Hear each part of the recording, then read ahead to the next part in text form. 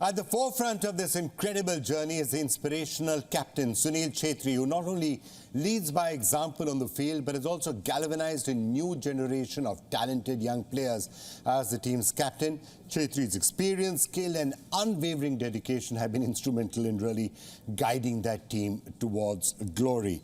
And it's such a pleasure now to be joined on the India story by the captain of the Indian football team, arguably the greatest footballer India has ever produced, one of the top goal scorers in the world, Sunil Chhetri. Sunil, first of all, many, many congratulations from all of us. It must have been a somewhat nerve-wracking, tense moment in that penalty shootout, but many congratulations.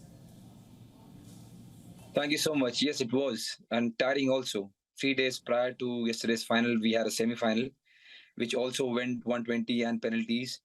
So yes, there were some tired legs. Sadly, we also had few injuries.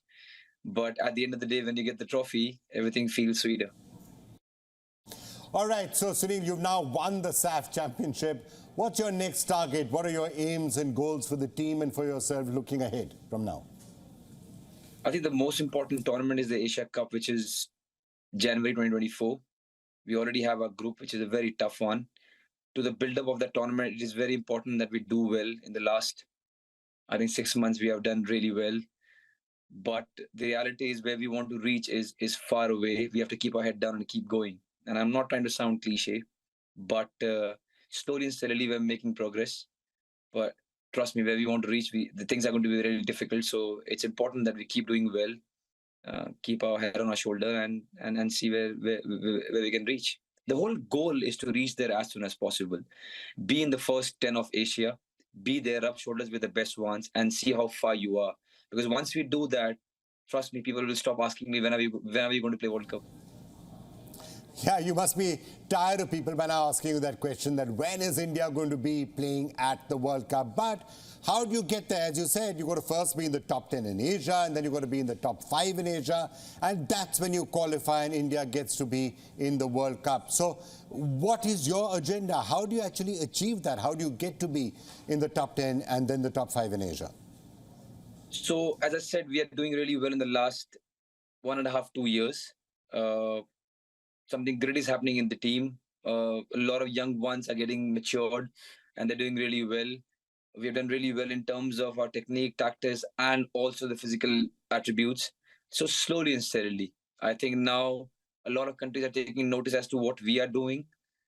Yesterday only, to just give you an example, SAFF Cup generally is just for the SAFF region. This year, just because we wanted more preparation, we invited Lebanon and Kuwait, who are the Arab teams and who are, without demeaning the SAFF region, are better than us.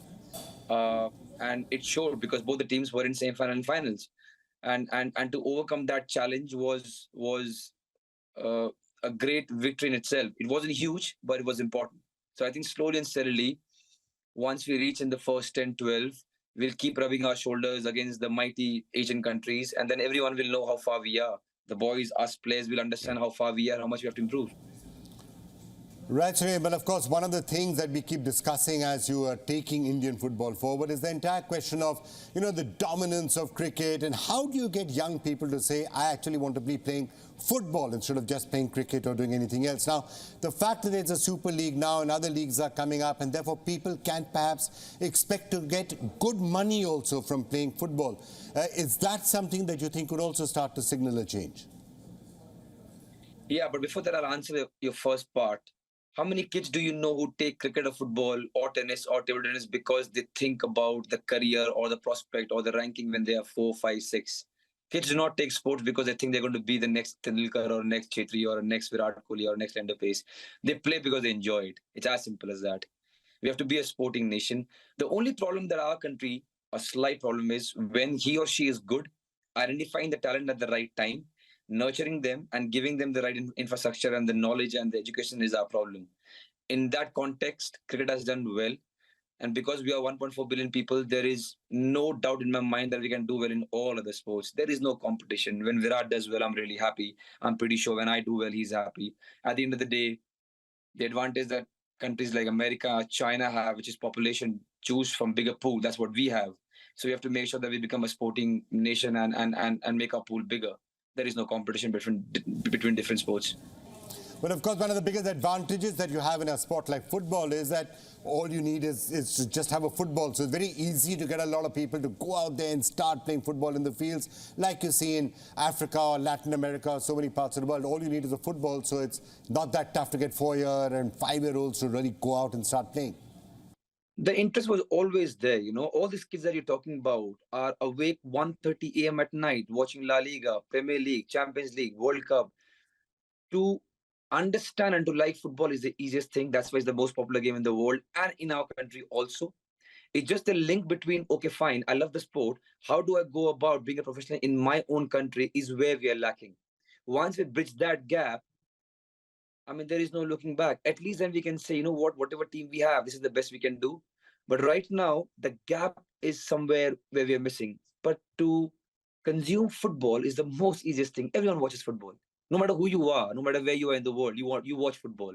It's just that domestic football hasn't got that eyeball and the interest yet. And slowly it is changing. Yes, ISL has done a great job. Yes, everyone, all the stakeholders coming in and making sure that we work hard is going to make a lot of difference. But trust me, the interest part was never a problem. People always want to watch football because it's the best game in the world. I can tell you from the rest of us, it's a matter of great national pride to have an Indian football player who's up there being spoken about when it comes to international goals in the same league as Messi and Ronaldo. It is absolutely a matter of great pride for all of us. So what are your targets on that front? Where do you see yourself ending? Well, as I said, I never thought I'm going to score 92 goals for my country. I never thought that I'm going to captain it. Now that I'm in this position, whichever game, whenever I play for my country, I give whatever I have. You can never guarantee goals. You can never guarantee success. You can never guarantee wins. What you can do is just go and give whatever you have. Slowly, the tides are changing. We are doing well. The team is cementing its place in terms of where we are in Asia. So, yeah, I mean, fingers crossed. Just keep working hard. See where we reach. All right, Sunil Chhetri, thank you so much for joining us and all the best with all your endeavors. We're all rooting for you. Thank you so much for being with us.